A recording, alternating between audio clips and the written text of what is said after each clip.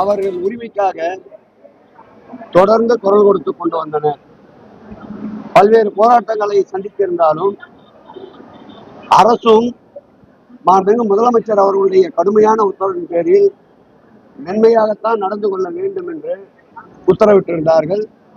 ஜனநாயக ரீதியில் அவர்களும் சட்டம் ஒழுங்கை காப்பாற்ற வேண்டும், விரும்பத்தகாத சம்பவங்கள் ஏற்படக்கூடாது என்பதற்காக கண்ணியத்தோடு நடந்து கொண்டதற்கு இன்றைக்கு முதலில் அவர்களுக்கு நன்றியும் பாராட்டுதலையும் தெரிவித்துக் கொள்கிறேன்.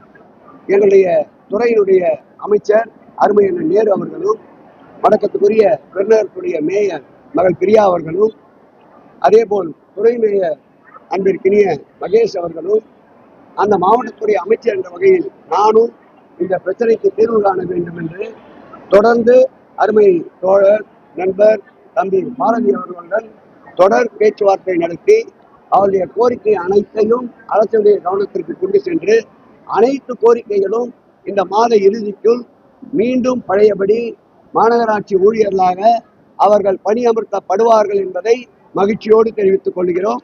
இந்த பொங்கல் இந்த பணியாளர்களுக்கு, தூய்மை பணியாளர்களுக்கு மகிழ்ச்சியான பொங்கலாக இருக்கும். எப்படி பொங்கலுக்கு முன்னால் வருகின்ற போகியை போல் அந்த போகியில் அல்லவைகளை அகற்றுவதற்காக தீயிட்டு கொளுத்துவோமோ, அதை போல் அல்லவைகளை தீக்கிரையாக்கி நல்லவைகளை பொங்கல் உதயசூரியனோடு வரவேற்போம். மகிழ்ச்சி, நன்றி. நிச்சயமாக மாநகராட்சி ஊழியர்களாக அவர் பணியில் தொடருவார்கள். அதை குறித்து அரசு பரிசீலிக்கும். ஏற்கனவே உச்ச நீதிமன்ற தீர்ப்பு இருக்கின்றது. அவர்களும் தேர்ந்த வழக்கறிஞர், சீனியர் கவுன்சில் இல்லாமலேயே வாதாடக்கூடிய திறமையான வழக்கறிஞர்கள்.